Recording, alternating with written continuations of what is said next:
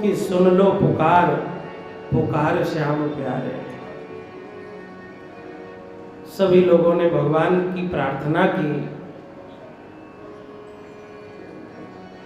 भक्तों की सुन ले पुकार, पुकार श्याम प्यारे, भक्तों की सुन लो पुकार, पुकार श्याम प्यारे, भक्तों की सुन ले पुकार, पुकार श्याम प्यारे, भक्तों की सुन ले पुकार।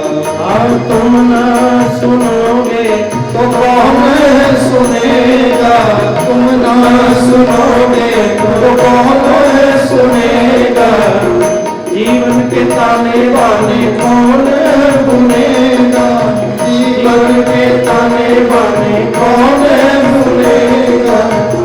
विनती पे कर लो विचार, विनती पे कर लो विचार, विचार श्याम प्यारे, भक्तों की सुन लो पुकार, पुकार श्याम प्यारे, भक्तों की सुन लो। दोनों हाथ ऊपर करके श्री राधे।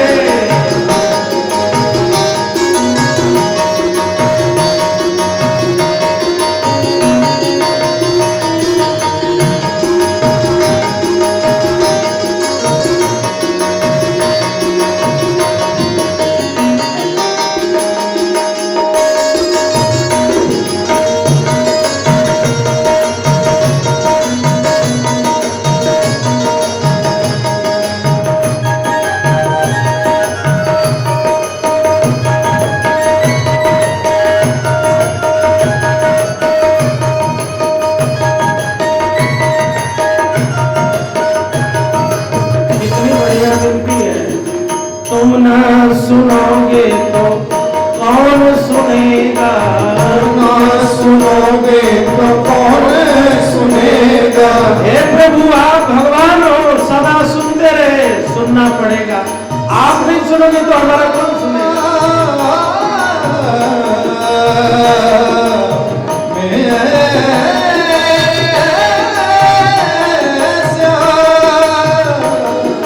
तुम ना सुनोगे तो कौन सुनेगा, तुम ना सुनोगे तो कौन सुनेगा, जीवन के ताने बाने कौन सुनेगा, जीवन के ताने बाने कौन सुनेगा।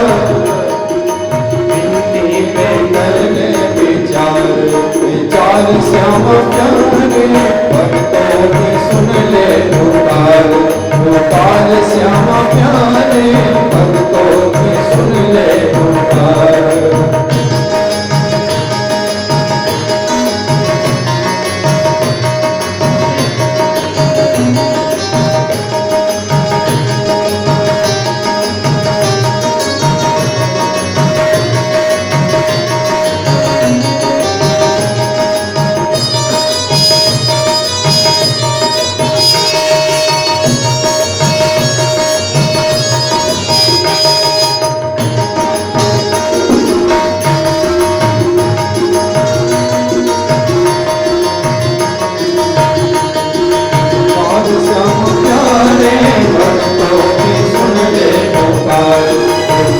श्याम प्यारे, भक्तों की सुन ले पुकार, पुकार श्याम प्यारे, भक्तों की सुन ले पुकार।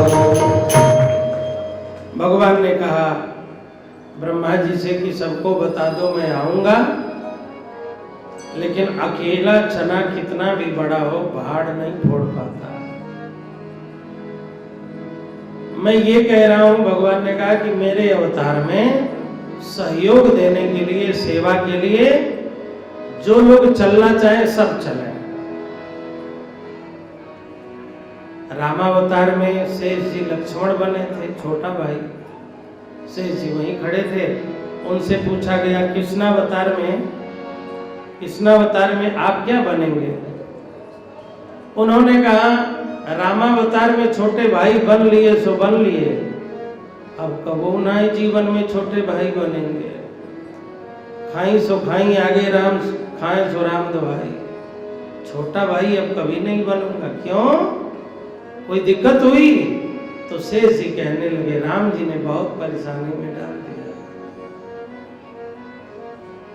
लोगों ने पूछा क्या दिक्कत हुई, तो कहने लगे राम जी को जनकपुर जाने की क्या जरूरत थी, और चले गए तो आगे बैठने की कौन जरूरत थी।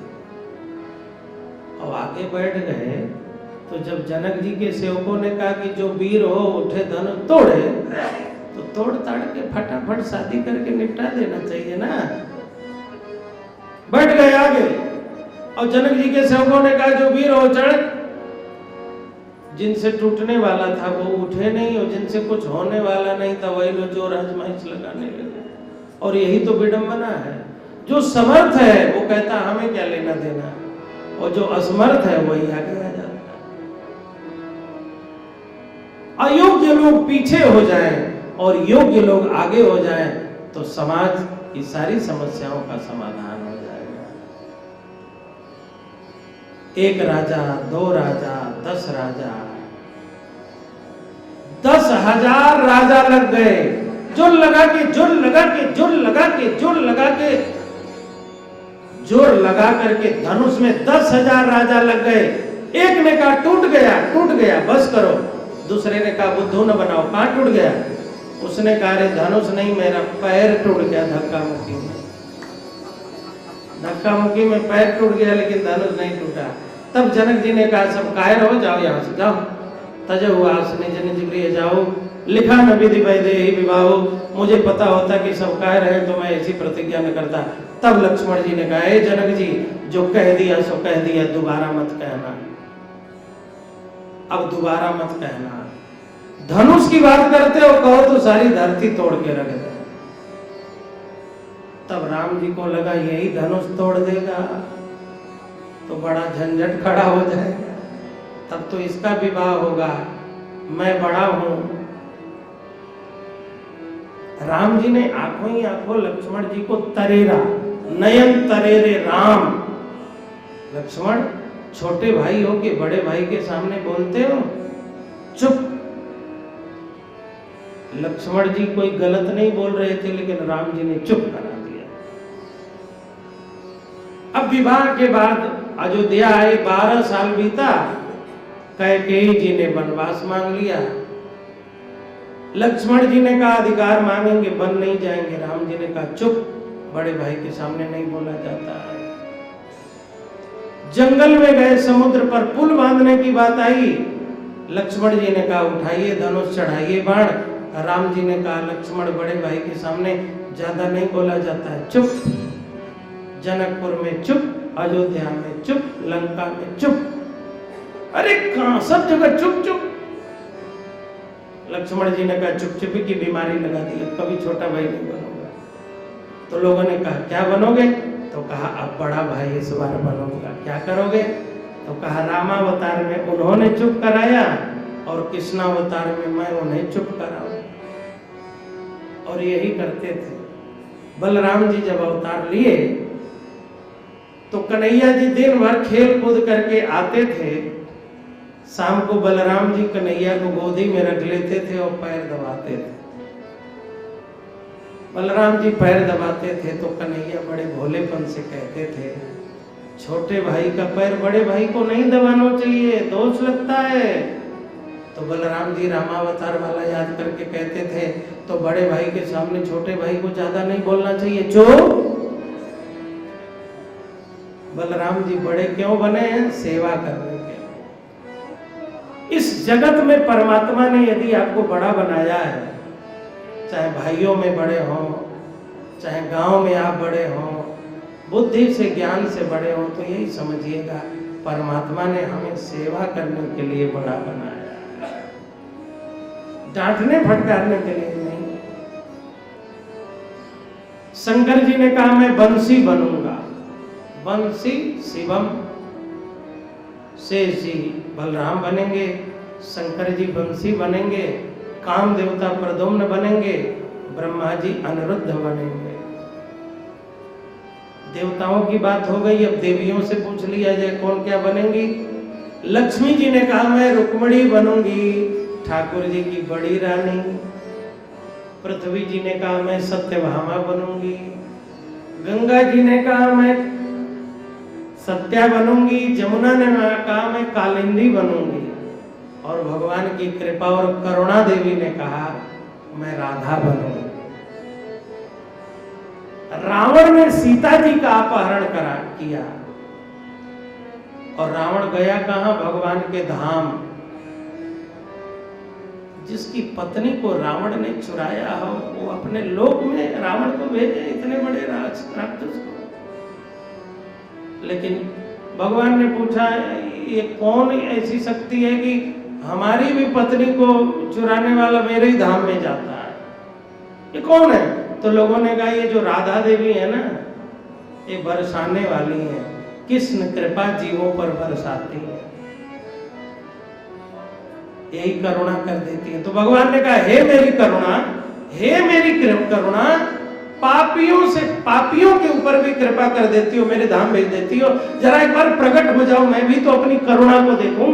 और भगवान की करुणा ही राधा रानी के रूप में प्रकट हो। माया ने कहा मैं यशोदा के गर्भ से जन्म लूंगी, विंध्याचल में जाके भवानी के रूप में रहूंगी। निर्णय हो गया। देवकी और वसुदेव का अच्छे मुहूर्त में कंस ने विवाह कराया। बारात आई, कंस ने कहा मैं देवकी को विदा करने जाऊंगा, और देवकी जी को विदा करने के लिए, वसुदेव जी को विदा करने के लिए कंस स्वयं सारथी बना, घोड़े का लगाम हाथ में लिया, सारथी बना, और जैसे चाबुक मारा वायु वेग से घोड़े दौड़ पड़े, रथ दौड़ पड़ा। ध्यान रखिएगा, वसुदेव जी ने कंस को सारथी बनाया, अर्जुन जी ने कृष्ण को सारथी बनाया। अर्जुन की नैया पार हो गई और वसुदेव की नैया डूब गई। कभी भी बुरे लोगों को अपना मार्गदर्शक नहीं बनाना चाहिए, बागडोर बुरे लोगों के हाथ में नहीं देना चाहिए। सुखदेव जी महाराज कहते हैं पथि प्रग्रहिणं कंसम आभास्या शरीरवा अस्यास्त्वाष्टमो गर्भो हंताम्यवसे अबुध। अरे कंस, जिस देवकी और वसुदेव को तू लिए जा रहा है उन्हीं का 8वां लाल तेरा काल होगा, काल होगा, काल होगा। कंस दो तरह का जीवन जीता है। समाज में वो सारथी बनता है, विवाह कराता है, कन्यादान करता है, सामाजिक जीवन जीता है, लेकिन एकांत के जीवन में वो अपनी बहन को मारने को तैयार हो जाता है, वसुदेव को मारने को तैयार हो जाता है। आकाशवाणी न होती तो कंस की असलियत का पता समाज को न चलता है। विवाह कराया, विदा करने जा रहा है, ये तो सारी उसकी विनम्रता सामने आ गई, और बुरा आदमी अच्छा हो घोषित होने जा रहा था। आकाशवाणी ने पोल पट्टी खोल दी, असलियत बाहर आ गई, मारने के लिए तैयार हुआ। वसुदेव जी ने कंस को मनाया, लेकिन देवकी जी ने एक बार भी कंस से नहीं कहा कि तुम मेरे भाई हो, मैं तुम्हारी चचेरी बहन हूं, तुम मेरे चचेरे भाई हो, छोड़ दो। किसी ने देवकी जी से कहा कि वसुदेव जी समझा रहे हैं, आप क्यों नहीं समझा रही हो? तो देवकी जी ने कहा जब ठाकुर ने मुझे माँ के लिए चुना है और मेरे कन्हैया की यही इच्छा है कि मेरी मैया का बाल पकड़ के खींचा जाए भरी सभा में विवाह के दिन, तो हे कन्हैया मेरे बाल की कौन कहे, तुझे यदि खुशी मेरी खाल खिंचवाने की मैं हो रही हो तो मेरी खाल भी खिंचवा लो, करना क्या है, हम राजी हैं उसी में जिसमें तेरी रजा है, इसमें भी वाह उसमें भी वाह, तेरी मर्जी का मैं हूं गुलाम, मेरे अलबेले राम। हम तो तुम्हारी मर्जी के गुलाम हैं, हम तो तुम्हारे निर्देश के गुलाम हैं, हमें कोई दुख नहीं है, हमें कोई तकलीफ नहीं है। वसुदेव जी ने कंस को ललकारा नहीं, वसुदेव जी ने कंस के सामने वचन दिया, अहंकारी के सामने कभी लड़ने को तैयार मत होइए, अहंकारी के अहंकार की रक्षा कर दीजिए, वो शांत हो जाएगा। अहंकारी व्यक्ति से कभी द्वंद्व युद्ध नहीं करना चाहिए। अहंकारी आदमी को सम्मान दे दीजिए, वो संतुष्ट हो जाएगा। वसुदेव जी ने कहा मैं वादा करता हूं कि जो पुत्र हमें होंगे वो सारे पुत्र तुम्हें लाके दे दूंगा। तो कंस ने कहा ठीक है, चलिए आप हमारे घर में रहिए, महल में रहिए, जब बच्चे हो जाएंगे आप बच्चों को दे देना, मैं मार दूंगा और तब फिर आपको छोड़ूंगा। तो जा रहे थे घर बसाने, घर उजड़ गया ना। हम जो सोचते हैं वही हो, कोई जरूरी है क्या? परमात्मा के विधान के अनुसार होगा। जा रहे थे घर बसाने, घर उजड़ गया। 1 वर्ष बीता तो कीर्तिमान नाम का एक बेटा जन्मा। कीर्तिमंतम प्रथमजं कंसायानकदुन्दुभिः अर्पयामास कृच्छेण सोनृतादति विहुवल। कीर्तिमान नाम का बेटा हुआ। वसुदेव देव की उस नन्हे से नवजात बालक को लाके कंस के हवाले कर दिया। कितने सत्यवादी थे, अपने बच्चों के लिए बालक को लाके दे दिया। कंस के मन में करुणा जग गई, दया आ गई। भांजे को देखा, दया आ गई। नन्हे से बालक को देखा, दया आ गई। लेकिन वो दयालु तो था नहीं। देवकी वसुदेव को जिसने महल में बंद कर रखा हो, नजर बंद, अपनी माँ को, अपने पिता को जेल में बंद कर दिया हो, जिसने मंदिरों के शिखर तोड़वा दिए हो, जिसने शंख ध्वनि बंद करा दी हो, जो अत्याचार की पराकाष्ठा पर हो, अचानक किसी को देख के दया लग जाए तो आश्चर्य होता है कि नहीं होता है? दयालु तो नहीं था लेकिन दया हो गई। परीक्षित जी ने सुखदेव जी से पूछा, महाराज जो क्रूर है उसे दया कैसे लग गई? तो सुखदेव जी कहते हैं कि ये जो आए हैं सरकार, कन्हैया जी के बड़े भैया जी है ना, और ठाकुर जी के बड़े भाई साहब को देखे, यदि कंस की बुद्धि में कोई परिवर्तन आ गया तो कौन सा आश्चर्य है। ये भगवान के बड़े भैया जी है ना। एक सूफी संत ने कहा कि बड़े चुपके से गुलाब भेजे थे यार तेरे लिए, बड़े चुपके से गुलाब भेजे थे यार तेरे लिए, लेकिन गुलाब की खुशबुओं ने तो शहर में हंगामा मचा दिया। हम तो चुपचाप गुलाब भेजे थे कि पता न चले, लेकिन गुलाब में खुशबू ऐसी थी कि सारे मोहल्ले को पता चल गया। भगवान आने वाले हैं, लोगों को पता चल गया कि नहीं चल गया? क्योंकि जो भगवान के बड़े भैया जी को देख करके बदल गया, तो जब गाड़ी आने वाली होती है स्टेशन पे तो कुछ परिवर्तन होता है कि नहीं होता है? उनके आने की जब खबर पहुंचे तो तेरी खुशबू से सारा घर महके। जब भगवान आने वाले होंगे तो कुछ परिवर्तन होगा कि नहीं? देखो तो मथुरा में भगवान आने वाले हैं तो कंस भी बदल गया। तेरे आने की जब खबर पहुँचे, तेरे खुशबू से सारा घर महके। तेरे आने की जब खबर पहुँचे, तेरी खुशबू से सारा घर महके। तेरे आने की जब खबर पहुँचे, तेरे खुशबू से सारा घर महके।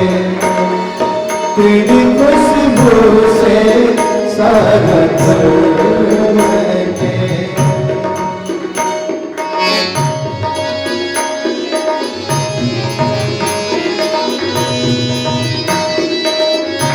बोलो वृंदावन बिहारी लाल की जय हो।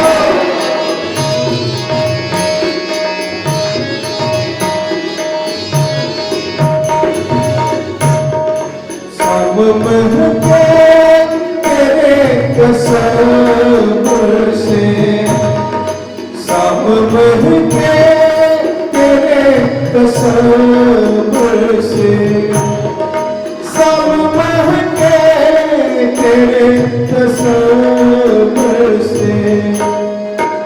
शाम के बाद फिर सहर महके, शाम के बाद फिर सहर महके, तेरे आने की जब खबर पहुँचे, तेरी खुशबू से सारा घर महके, तेरे आने की जब खबर पहुँचे, तेरी खुशबू से सारा घर महके। भगवान जी के बड़े भैया जी के आगमन से ऐसी खुशबू कि सारी दुर्गंधी मिट गई। कंस के अंदर बैठी हुई क्रूरता की बदबू चली गई। बच्चे को देखा, ले जाओ इसे नहीं मारूंगा, ले जाओ। नारद जी की धड़कन बढ़ गई। इसकी बीमारी इतनी आगे बढ़ चुकी है, जब बच्चा होने वाला होता है ना, तो जिस माँ को बच्चा होने वाला होता है उसे दर्द की दवा दी जाती है ना, कि प्रसूति पीड़ा जब तक नहीं होगी तब तक बच्चा कैसे हो। अब कंस इतना आगे बढ़ गया है, अब ये दया करेगा तब तो धर्म हो गया, और धर्मात्मा को भगवान मारने के लिए अवतार कैसे लेंगे। तब नारद जी आए और कहा कि एक बात बताओ, ये पहला है, ये कैसे पता चला। कंस ने कहा, गुरु जी पहले नंबर का पहला ही तो होगा। नारद जी ने कहा, सुनो पढ़े लिखे हो, 1000 लिख सकते हो। कंस ने कहा, 1 0 0 0, हाँ ठीक लिख दिया। अब गिनो, तो लिखा जाता है इधर से और गिना जाता है उधर से। तो कंस ने क्या ही दहाई। नारद जी बोले, बस लिखा जाता है इधर से, गिना जाता है उधर से, और जब उधर से गिना जाता है तो तुम इधर से क्यों गिन रहे हो। नारद जी ने कहा, बस हम तो संकेत दे रहे हैं, हम तुम्हारे हितैषी हैं, सही गिनती करोगे तो हित में रहोगे। नारद जी की बात सुन के कंस ने कहा, गुरु जी उधर से गिना जाता है, तब तो हम जिसको 8वां समझ रहे हैं वो पहला होगा, यही 8वां है क्या। नारद जी ने कहा, तुम समझो, हम तो संकेत दे रहे हैं। कंस ने कहा, गुरु जी आपने तो मेरा कल्याण कर दिया, हम तो भटके हुए थे, गणित के सिद्धांत को ही भटके हुए थे। नारद जी ने कहा, चिंता न करो, जब तक तुम्हारा विधिवत कल्याण नहीं हो जाएगा हम तुम्हारा पीछा छोड़ने वाले नहीं है, अब कल्याण करा के ही दम लेंगे। कंस आया, बच्चे को कारागार से उठाया।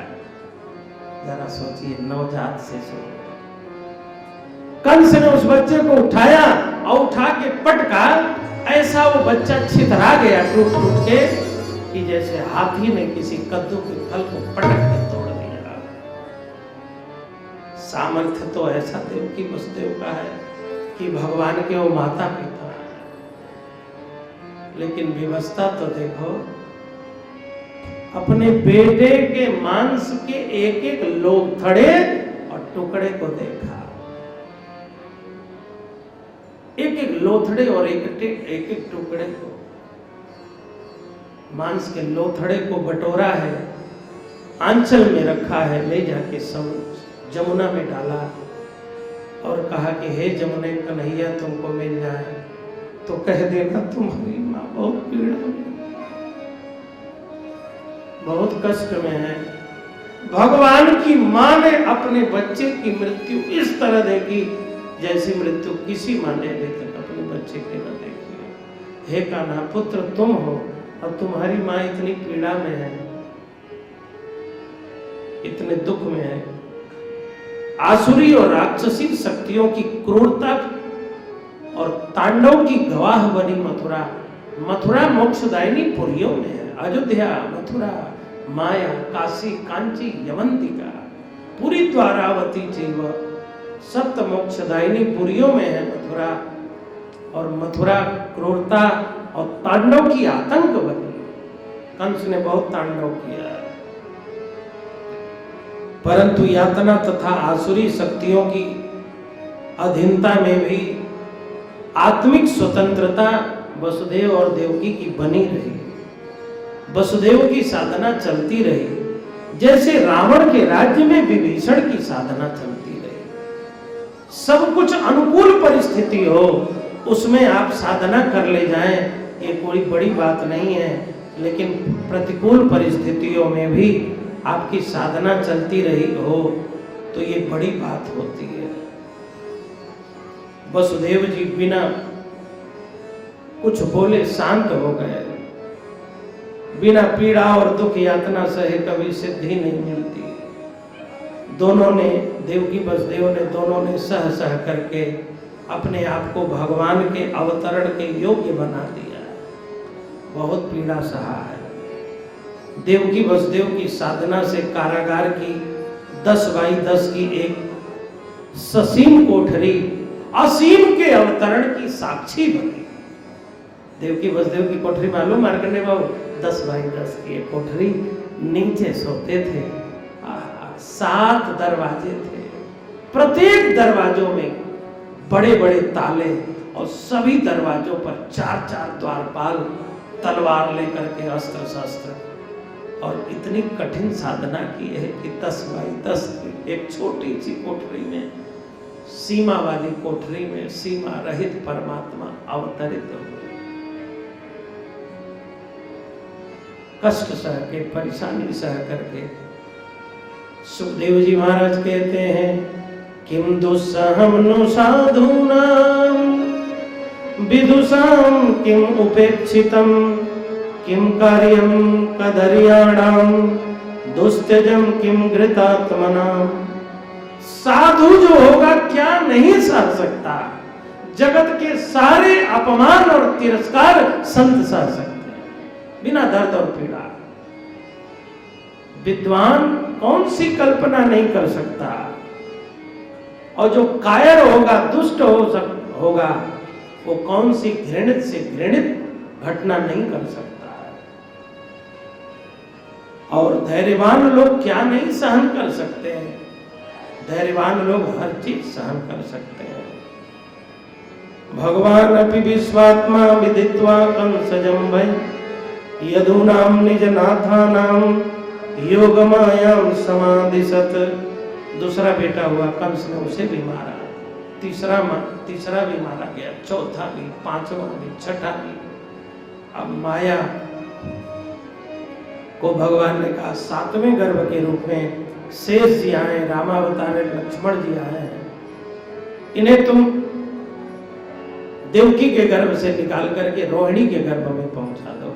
रोहिणी जी वसुदेव जी की पत्नी हैं और नंद बाबा के गोकुल गांव में चुपचाप समय गुजार रही हैं।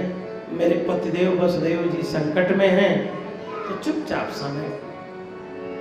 पति संकट में हो तो पत्नी को शांति पूर्वक रहना चाहिए, पत्नी संकट में हो तो पति को शांति पूर्वक रहना चाहिए।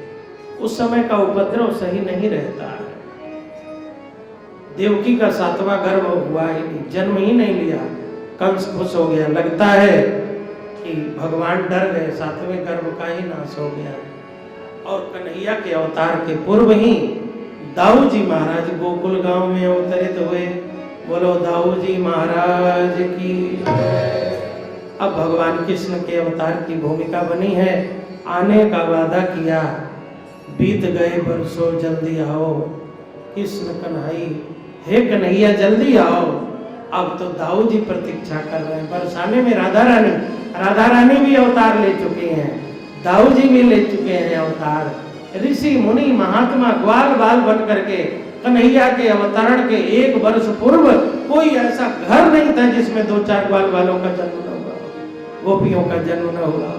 सब प्रतीक्षा कर रहे हैं कि जल्दी आओ, जल्दी आओ, जल्दी आओ। आने का वादा किया, आने का वादा किया, बीत गए बरसों जल्दी आओ।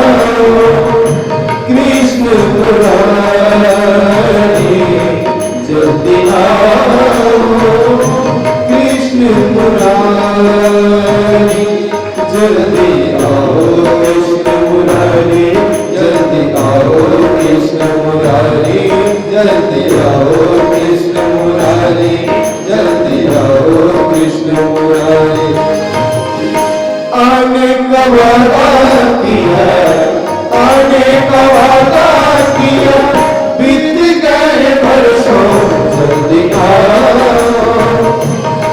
कृष्ण मुरारी जल्दी आओ कृष्ण मुरारी।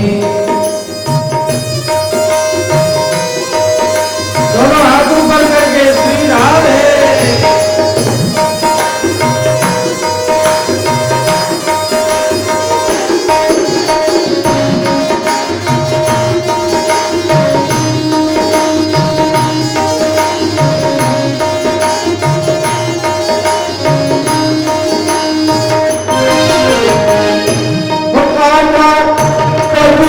बड़े बड़े तेरी राहों में आंसू भरे हैं देखो इनकी निगाहों में। ओ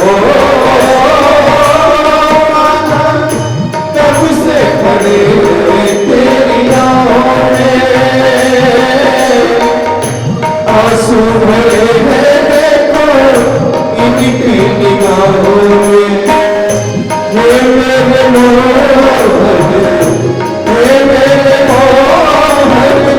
विपिन बिहारी जल्दी आओ कृष्ण मुरारी जल्दी आओ कृष्ण मुरारी जल्दी आओ कृष्ण मुरारी जल्दी आओ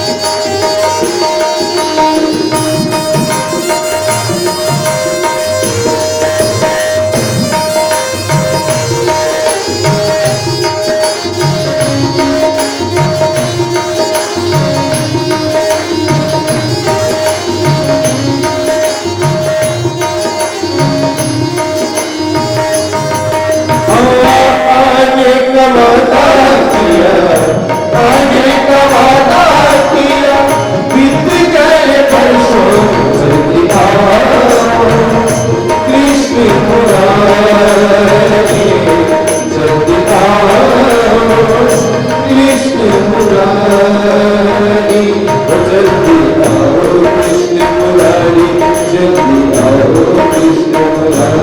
जल्दी आओ कृष्ण मुरारी जल्दी आओ कृष्ण मुरारी। भगवान आए, सबसे पहले कहाँ आए? देवकी जी के मन में आए। जो मन में होता है वही व्यवहार में होता है। 70% जो आपके मन में होगा वही व्यवहार में होगा। बिना मन में आए जो आप व्यवहार करते हैं वो बिना मन का व्यवहार होता है, वो व्यवस्थित नहीं होता। मन में क्यों भगवान आते हैं?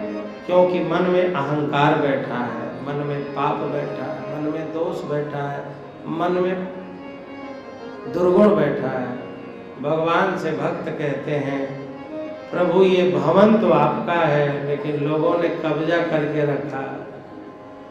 भगवान ने कहा इन किराएदारों को भगाओ, कब्जाधारियों को भगाओ। भक्तों ने कहा सरकार ये निकलती नहीं। भगवान बोले किराया तो देते होंगे। भक्तों ने कहा 1 पैसा नहीं देते, मकान को भी बर्बाद कर रहे हैं और खाली भी नहीं करते। भगवान ने कहा चिंता न करो, हम आएंगे, मार मार के भगाएंगे। देवकी जी के मन में आए, फिर हृदय में आए।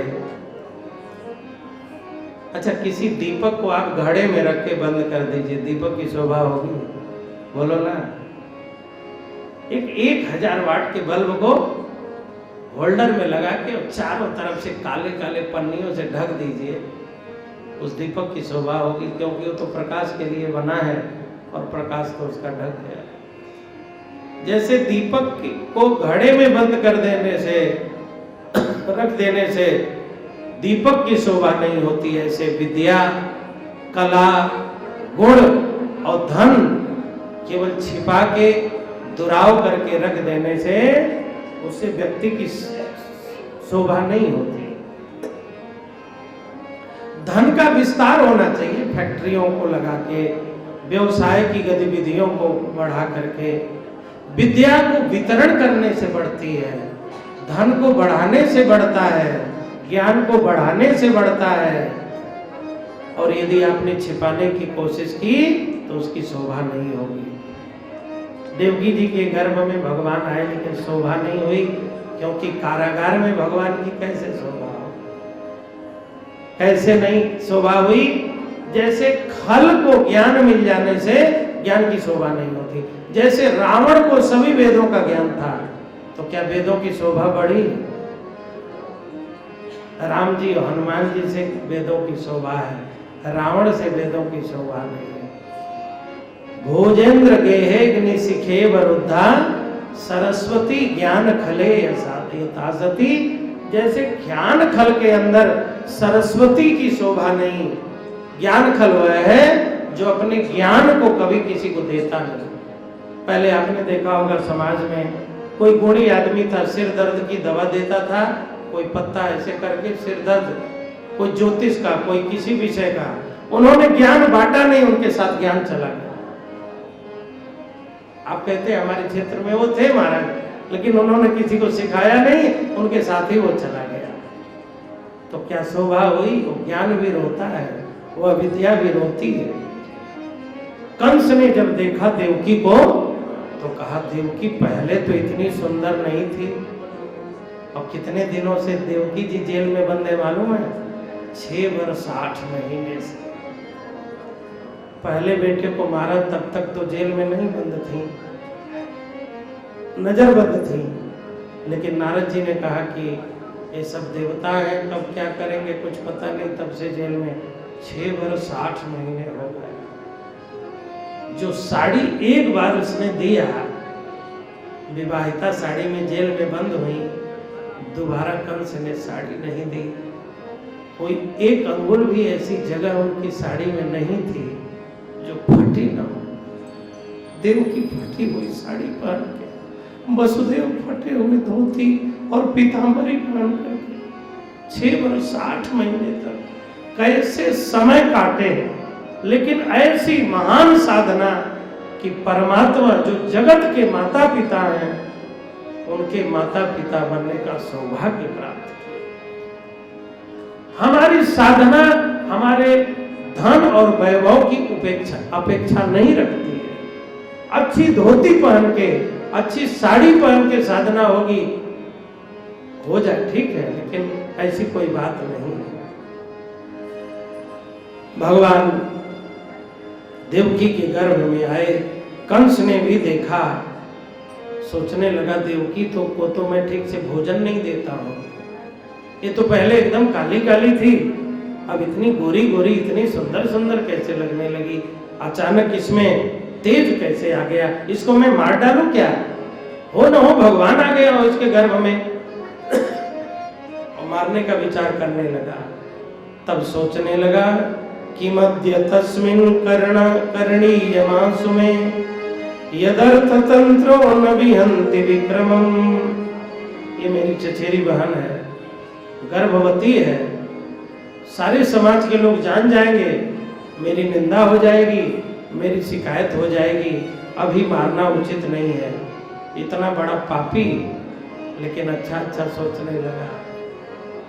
भगवान ने सोचवा दिया कि अच्छा सोचो, मारना नहीं तो आज ही तुम्हारा कब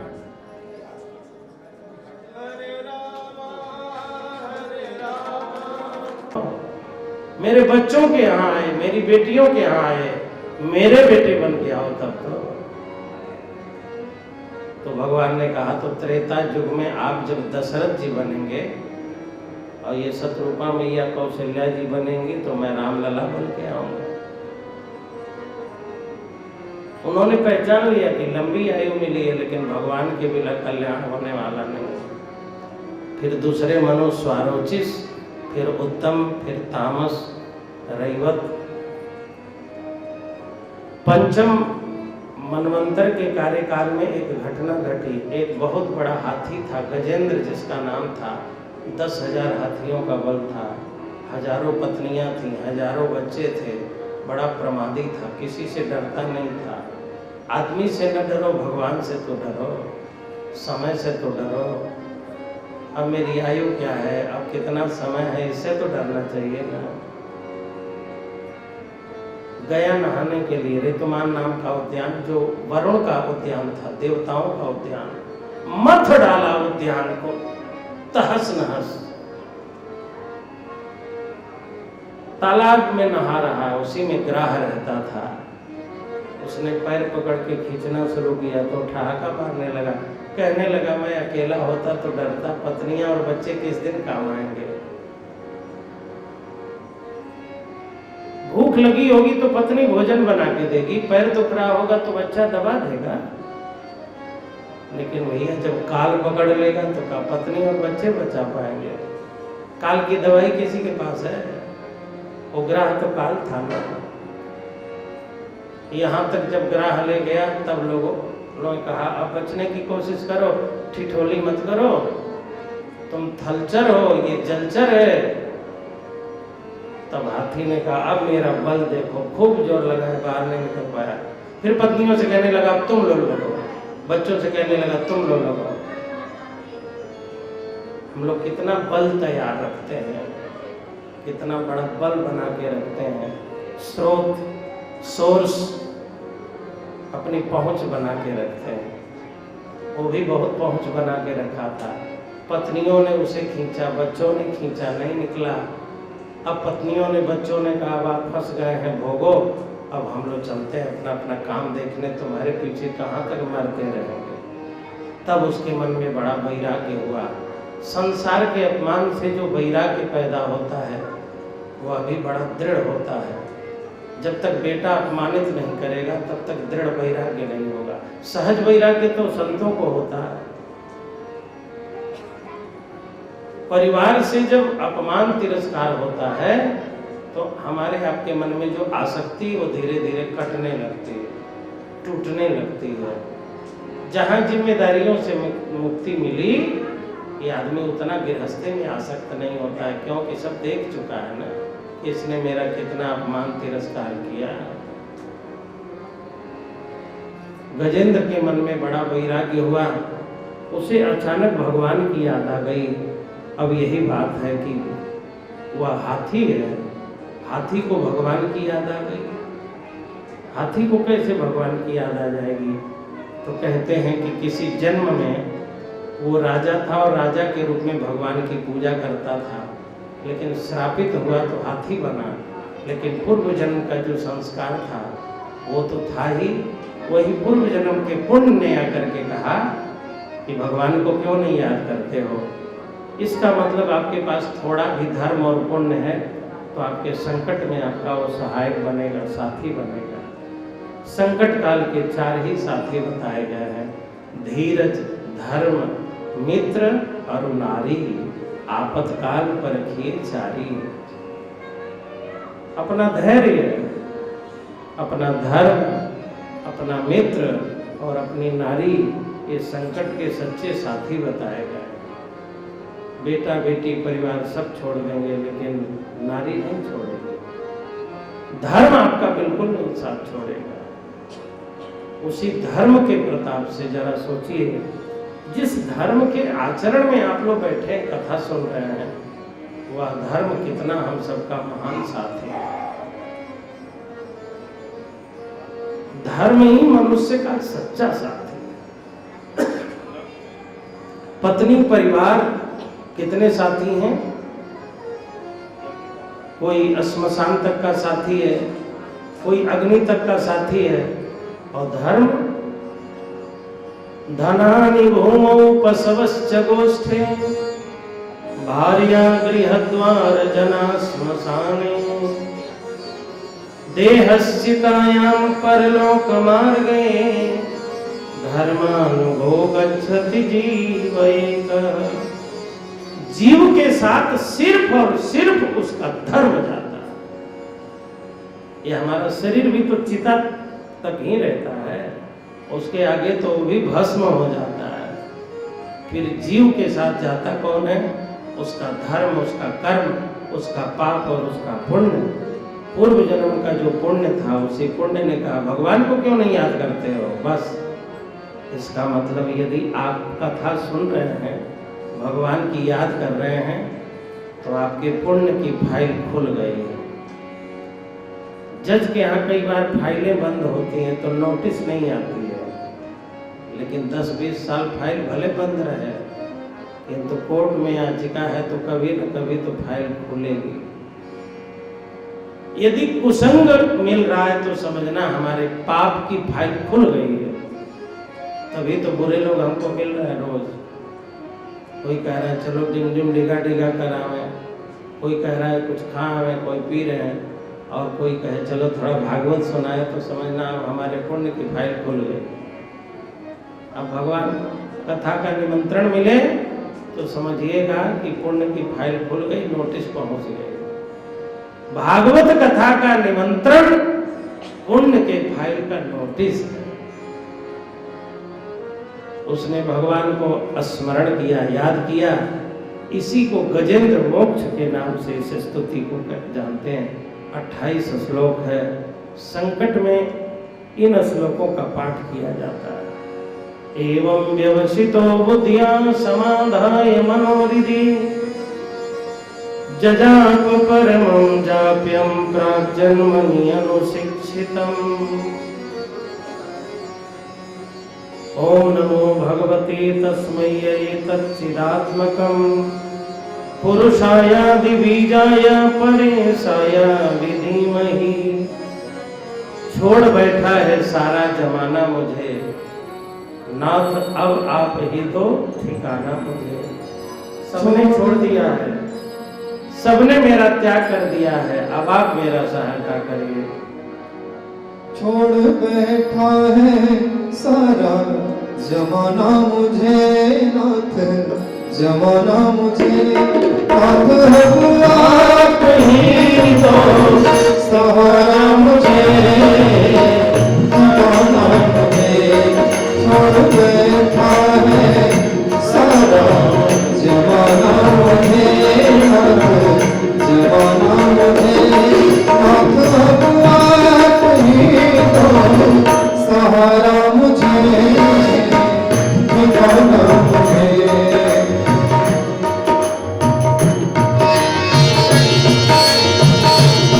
मेरे साथ दोनों हाथों पर करके श्री राधे।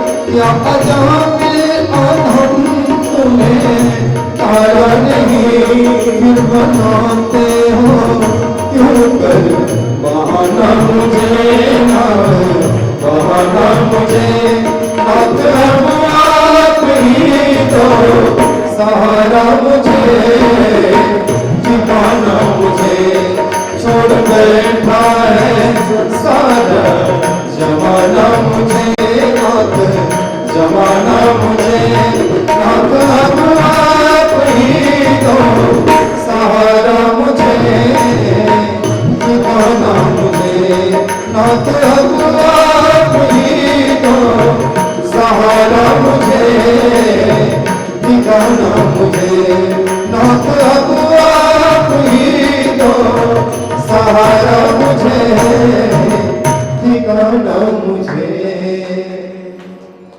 अच्छा, ग्राह ने गजेंद्र को पकड़ा, खींचा, परिवार ने साथ छोड़ा। सुन के लग रहा है जैसे गजेंद्र बड़ा अच्छा था और ग्राह बहुत बुरा था ना। लेकिन गजेंद्र के जीवन में ये जो दुख है, ये दर्द है, ये आपका दिया हुआ है कि मेरा दिया हुआ है? किसी ने नहीं दिया है, उसका अपना कर्म है जिसे आज वो भोग रहा है और भगवान से कह रहा है कि अब आपके सहारा की जरूरत है। हम लोग जब जोश में होते हैं तो होश में नहीं होते हैं, और जब होश में रहते हैं तब जोश नहीं रहता। आज ये हाथी बना है, परिवार ने साथ छोड़ा, पानी में इतना खींच ले गया, ग्राह असमर्थ हो गया, कमजोर हो गया, निरीह हो गया, दीन है, दुखी है। लेकिन जब ठीक था तब मालूम क्या करता था, बताओ। एक देवल नाम के देवल ऋषि थे, देवल नाम के ऋषि थे। वो जब नहा रहे थे तो एक हुहु नाम का गंधर्व था। हुहु नाम का गंधर्व वो जाकर के देवल ऋषि का पैर पकड़ के खींचा करता था। एक ग्राह की कथा है जिसको भगवान ने चक्र के द्वारा मार डाला। अब आप कह सकते हैं ग्राह था तो पैर नहीं खींचेगा तो क्या फूल चढ़ाएगा, मगरमच्छ और क्या करेगा, सांप डसेगा नहीं तो क्या आरती उतारेगा। तो यदि वो ग्राह था और हाथी का पैर पकड़ के खींचा तो बुरा क्या किया, लेकिन उसे ग्राह बनना क्यों पड़ा? उसके ग्राह बनने में किसी का योगदान है क्या? नहीं, उसके अपने कर्मों का योगदान है, तब वो ग्राह बना है। जब वो मनुष्य था तब ग्राह का काम करता था, तो भगवान ने कहा ग्राह का काम कर रहे हो, हमने मनुष्य बनाया और तुम ग्राह का काम करते हो, तो जाओ अगले जन्म में तुम ग्राह ही बना दिए जाओ। जिस चीज में आप रस लेने लगेंगे वही बना दिए जाएंगे। जिस चीज में आपको रस आने लगेगा वही बना दिया जाएगा। परमात्मा की ऐसी व्यवस्था है। तो वो पानी के अंदर चला जाता था तैरते तैरते दूसरे तट के तरफ से, और महाराज जी का पैर पकड़ के खींचता था। महाराज जी ने कहा जाओ अगले जन्म में ग्राह हो जाओ। और ये जो हाथी था एक पिछले जन्म का राजा था। जब अगस्त जी जा रहे थे तो ये बैठा था। इसे उठ के अभिवादन करना चाहिए और कहना चाहिए महाराज आप संत हैं, आप मेरे राज्य से गुजर रहे हैं, कोई जरूरत हो तो हम आपकी सेवा करें, आप भजन कीर्तन करते हैं करें, आपके साधन भजन में व्यवधान न हो, आप हमारी प्रजा हैं, मैं आपका राजा हूँ, मुझे ईश्वर ने राजा बनाया है, तो राजा तो माता पिता की भांति होता है। आप भले महात्मा हैं लेकिन हमारा भी दायित्व है। लेकिन वो बैठा रहा और महाराज जी को देख के और आंख बंद कर लिया कि महाराज जी कहीं ये न कह दे लाओ एक गिलास पानी। तो महात्मा ने कहा ओ हो, हमें हमारी सेवा न करना पड़े इसलिए हाथी बन के बैठ गए क्या? जाओ हाथी जैसे बने रहो। वो हाथी बना, वो ग्राह बना, वो अपने कर्मों से बने हैं, किसी दूसरे ने नहीं बनाया। ऐसे ही हम जो सुख और दुख भोग रहे हैं ये हम अपने कर्मों का फल भोग रहे हैं, इसमें किसी का योगदान नहीं है, हमारा अपना योगदान है। पहले नहीं जानते थे, जो किया भोग रहे हैं, लेकिन अब आगे तो सुधार लिया जाए। अब तो न गड़बड़ किया जाए कि अगले जन्म में हाथी बनना पड़े, अगले जन्म में कुछ बुरा बनना पड़े। ये कथाएं दिन रात हम सबको यही संदेश देती हैं कि इन कथाओं को सुनो। जो जिम्मेदारी थी उसका त्याग करके वो राजा बैठा हुआ था, श्राप मिल गया, जाओ हाथी बने रहो। तुमने पानी तक नहीं पूछा, जाओ तुम्हारे परिवार के लोग भी तुमको नहीं पूछेंगे। तुमने हमारा आदर नहीं किया, जाओ तुम्हारा भी आदर नहीं होगा। उसके कर्म थे कि नहीं थे?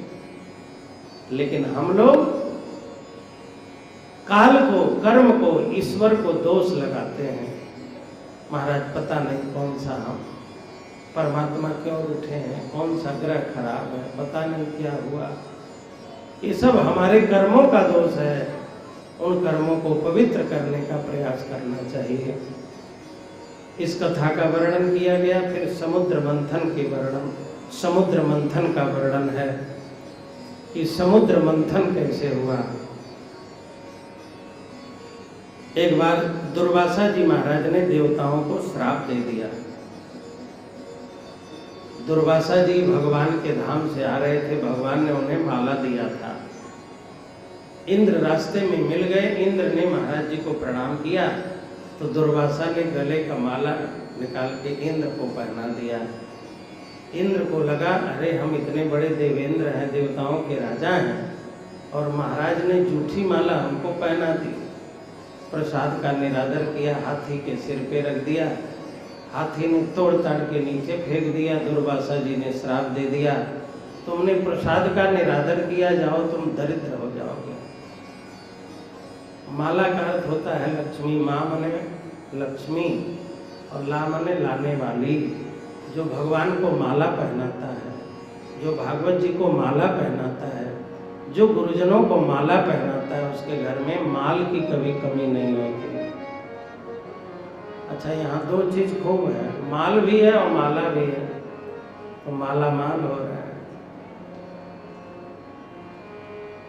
माला प्रसाद के तिरस्कार को दुर्वासा जी देख नहीं पाए। संत भगवान की विभूतियों और भगवान से जुड़े हुए चीजों के रक्षक हैं। आप भगवान का निरादर करेंगे, भगवान की चीजों का, तो कोई संत आशीर्वाद आपको कैसे दे दे? उसके हृदय से आशीर्वाद निकलेगा क्या? नहीं निकल सकता आशीर्वाद। अब देवता लोग मारे मारे भटकने लगे। अब क्या किया जाए? दैत्य लोग सबल हो गए, देवता लोग निर्बल हो गए, श्राप लग गया। अब ब्रह्मा जी से देवताओं ने कहा अब हम लोग सबल कैसे होंगे? तो ब्रह्मा जी ने बताया देखो, समुद्र मंथन हो जाए, अमृत छिपा हुआ है, सारे तत्व समुद्र में हैं। समुद्र मंथन हो जाए, अमृत निकल जाए, वो अमृत तुम लोग पी लो तो सबल हो जाओगे। दैत्यों को अमृत न पीने देना और निर्बल हो जाएंगे। तो देवताओं ने कहा अमृत निकलेगा कैसे? क्योंकि दैत्य इस समय सबल हैं और मंथन करने के जितने भी यांत्रिक साधन हैं, समुद्र पर अधिकार या जो भी व्यवस्थाएं वो तो दैत्यों के अधीन है। तो वो हमें अपना औजार नहीं देंगे, साधन नहीं देंगे, समुद्र में घुसने नहीं देंगे, तो मंथन कैसे होगा? तो भगवान ने समझाया देवताओं, अपना काम बदलाने के लिए थोड़ा झुक भी जाना चाहिए। तुम लोग झुक जाओ और जाओ दैत्यों से मैत्री कर लो। कैसे? वैसे ही जैसे चूहे को खाने के लिए सांप ने चूहे से मैत्री की। तो देवताओं और दैत्यों का गठबंधन हुआ। ये जो सरकारें गठबंधन करती हैं ना, ये गठबंधन भागवत महापुराण से निकला है। ये गठबंधन कैसे किया जाए? तो कहा अहि मूसकवत यथा, जैसे सांप और चूहे का गठबंधन। सांप और चूहे एक दूसरे के जानी दुश्मन हैं, जानी दुश्मन। सांप ने चूहे से कहा, चूहा मामा राम राम। चूहा कांपने लगा, तुम तो खा जाते हो मामा, कैसे कह रहे हो? तो कहा कि पहले खाते थे, अब हम फलाहारी बाबा हो गए।